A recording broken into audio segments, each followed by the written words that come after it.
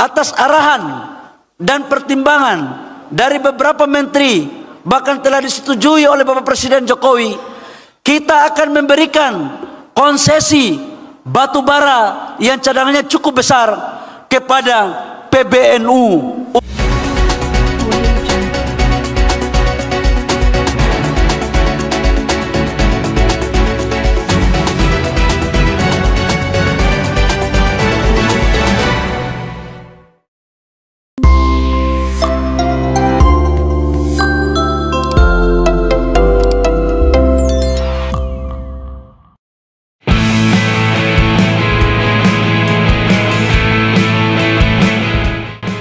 Lebih sepekan terakhir, pemberian konsesi lahan tambang oleh pemerintah untuk organisasi kemasyarakatan atau ormas keagamaan mendominasi perbincangan publik.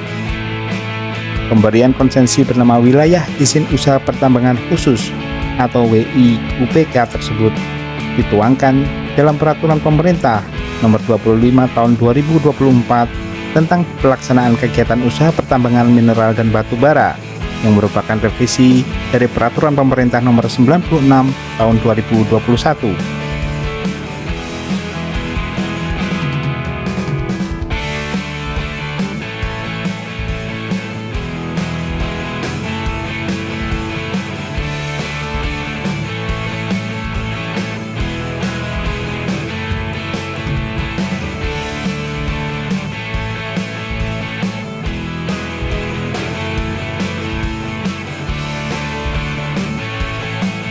Hampir bersamaan dengan terbitnya Peraturan Pemerintah 25 Tahun 2024 tersebut, Menteri Investasi, Kepala Badan Koordinasi Penanaman Modal Bahlil Lahadalia mengumumkan bahwa Nahdlatul Ulama menjadi ormas keagamaan pertama yang akan menerima konsesi lahan tambang.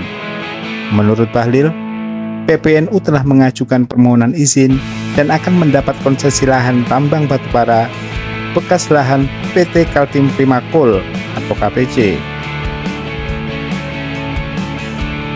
PT KPC adalah anak perusahaan dari PT Bumi Resources Tbk milik Grup Bakri yang memegang konsesi lisensi Perjanjian Karya Pengusahaan Pertambangan Batubara PKP 2B yang berakhir pada Desember 2021.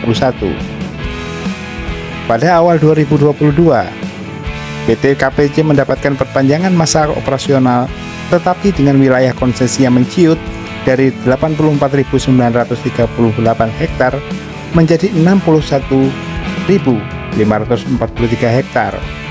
Lebih dari 20.000 hektar eks lahan PT KPC ini diproyeksikan diserahkan untuk PBNU.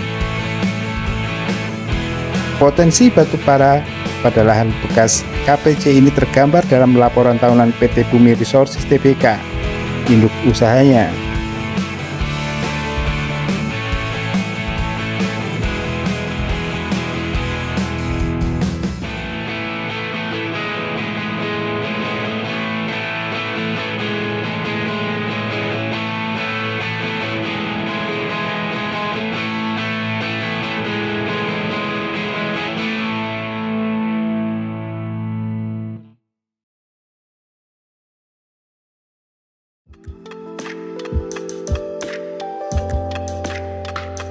Terbitnya Peraturan Pemerintah Nomor 25 Tahun 2024 itu segera mendapatkan banyak reaksi negatif dari masyarakat.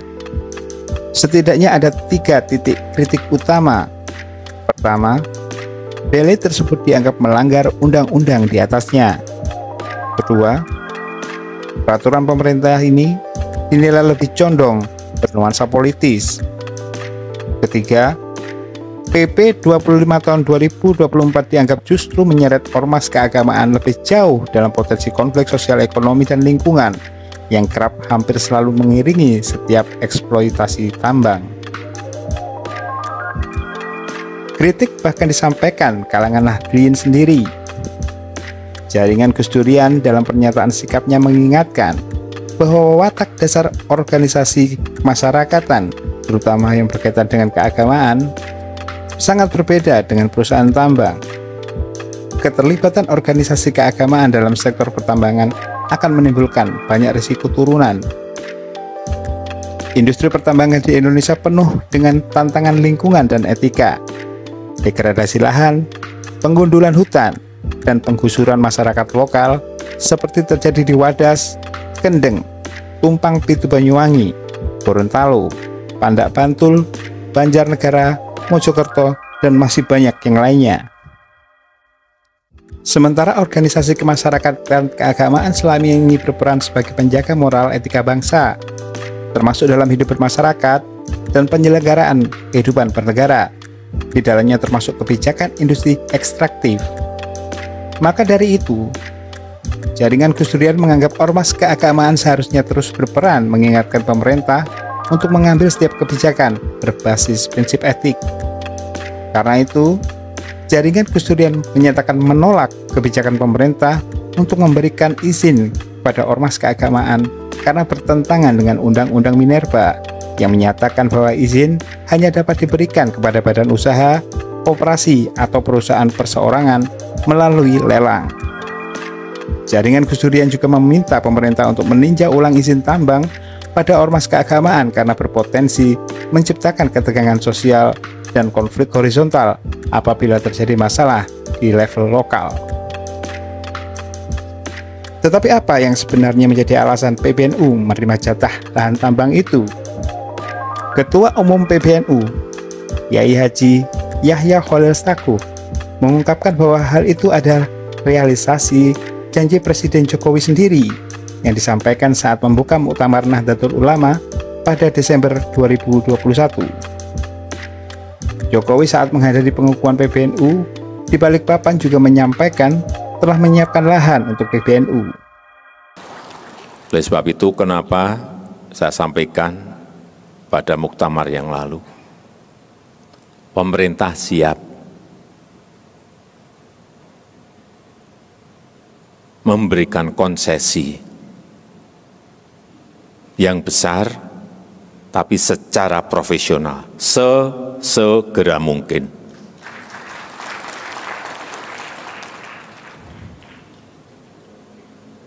Saya sudah siapkan.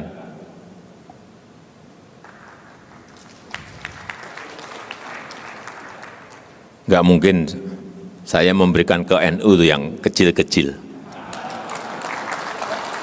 Saya pastikan yang gede. Nah. Tawaran itu pun disambut positif.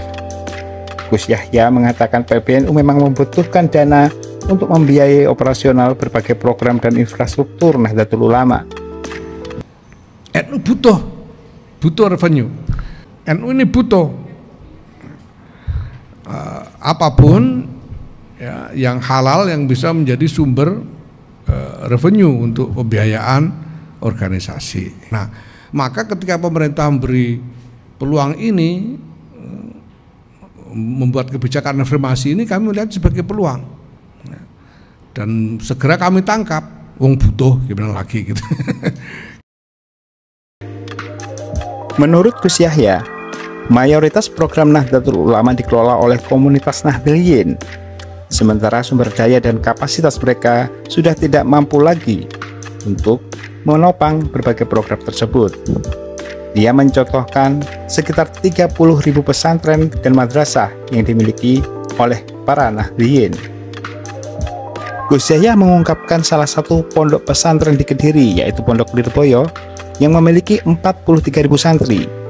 Pesantren ini memiliki infrastruktur terbatas untuk memenuhi kebutuhan para santrinya.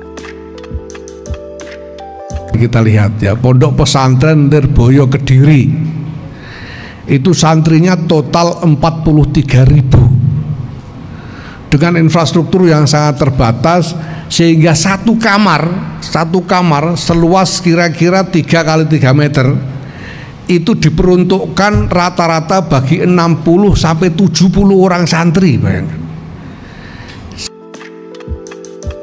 Contoh lain adalah banyak guru pengajar TK Muslimat NU yang hanya digaji 150.000 per bulan. Ribuan tamat kanak-kanak Rodatul Atfal itu guru-gurunya itu cuma diberi honor yang sangat minimal. Saya tahu sendiri, ada yang cuma 150.000 sebulan. Nahdlatul Ulama kerap disebut sebagai ormas Islam dengan jumlah anggota dan simpatisan terbesar di Indonesia. Berdasarkan hasil riset lembaga Alfara, jumlah penduduk Muslim Indonesia yang berafiliasi dengan NU sekitar 79,4 juta jiwa, dengan 50 juta lebih diantaranya mengaku sebagai anggota.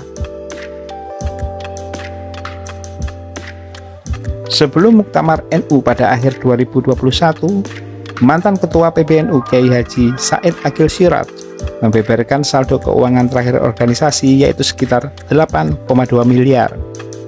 NU juga punya banyak aset berupa lembaga pendidikan tingkat dasar menengah pada tahun 2020 sebanyak 21.045 satuan. Sementara jumlah madrasah NU sebanyak 7.832 terdiri atas 1.985 madrasah aliyah, 4.856 madrasah sanawiyah, dan 3.672 madrasah ibtidaiyah. NU juga mengelola 13.213 sekolah umum, terdiri atas 1.670 SMK SMA, 1.411 SMP, dan 4.751 SD. NU juga memiliki 274 PTNU, yang diantaranya 84 PTNU di bawah binaan Kemendikbud, termasuk 15 akademi komunitas berbasis pesantren, serta 190 PTNU di bawah binaan Kemenak. NU pun memiliki 35 rumah sakit, 7 klinik di bawah naungan Asosiasi Rumah Sakit Islam Nahdlatul Ulama. Bagaimana sikap Muhammadiyah? Sejauh ini belum ada pernyataan resmi dari pimpinan pusat Muhammadiyah. Namun Sekretaris Pimpinan Pusat Muhammadiyah Abdul Muti mengatakan bahwa Persyarikatan Muhammadiyah tidak akan terburu-buru membuat keputusan terkait tawaran izin wilayah tambang yang akan diberikan pemerintah. Kendati begitu, ada kecenderungan arus di dalam tubuh Muhammadiyah untuk menolak atau setidaknya tidak merespon tawaran konsesi lahan dari pemerintah tersebut. Hal ini diantaranya disampaikan dua mantan Ketua Umum PP Muhammadiyah, yaitu Amin Rais dan Din Samsudin. Din berharap Muhammadiyah menolak tawaran izin tambang yang akan diberikan pemerintah. Menurut dia, pemberian konsesi tambang bagi ormas keagamaan lebih banyak mudaratnya ketimbang maslahatnya. Sebagai warga Muhammadiyah, saya mengusulkan kepada PP Muhammadiyah untuk menolak tawaran Menteri Bahlil dan Presiden Joko Widodo itu.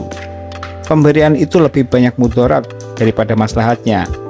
Muhammadiyah harus menjadi penyelesai masalah, bukan bagian dari masalah, kata Din dalam keterangan tertulis Selasa 4 Juni 2024. Hal yang sama disampaikan Amin Rais. Dia juga meminta Muhammadiyah tidak perlu mengurus tambang. Berbagai amal usaha yang dikelola Muhammadiyah, katanya, sudah lebih dari cukup.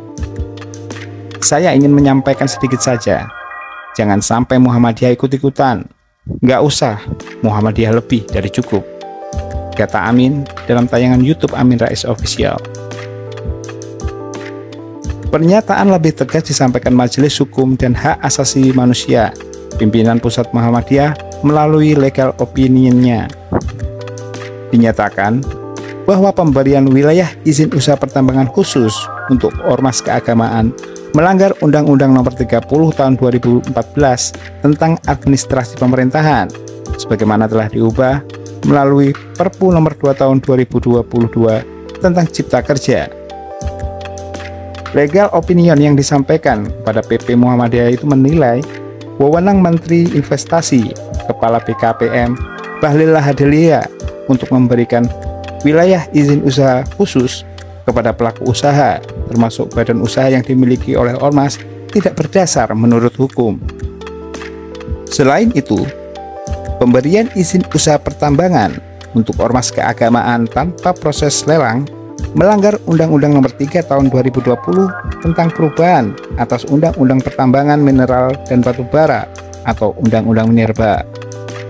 Menurut pelet ini, izin usaha pertambangan mineral logam dan batu bara seharusnya diberikan dengan lelang, tidak bisa diberikan atau ditetapkan secara langsung. Lelang dilaksanakan dengan mempertimbangkan kemampuan pelaku usaha dalam hal manajemen, kemampuan teknis dan pengelolaan lingkungan, serta kemampuan finansial. Muhammadiyah diperkirakan memiliki jumlah anggota dan simpatisan sekitar 60 juta di seluruh Indonesia, berdasarkan data Kementerian Agama pada tahun 2019.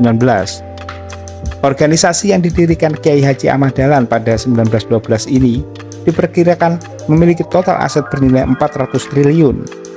Selain dana yang ditempatkan di sejumlah bank syariah, Muhammadiyah memiliki 172 perguruan tinggi, terdiri atas 83 universitas, 53 sekolah tinggi, dan 36 dalam bentuk perguruan tinggi lain. Selain itu, Muhammadiyah juga memiliki 5.345 sekolah atau madrasah serta 440 pesantren. Di bidang kesehatan dan sosial, Muhammadiyah memiliki aset sebanyak 122 rumah sakit, 231 klinik, 1012 unit amal usaha kesejahteraan sosial seperti panti asuhan, pusat disabilitas, dan pusat perawatan lansia. Muhammadiyah juga memiliki 20.465 titik aset tanah wakaf dengan luas total 214.742.677 meter persegi. Muhammadiyah memiliki 12.000 masjid sebagaimana dipublikasikan di situs muhammadiyah.id.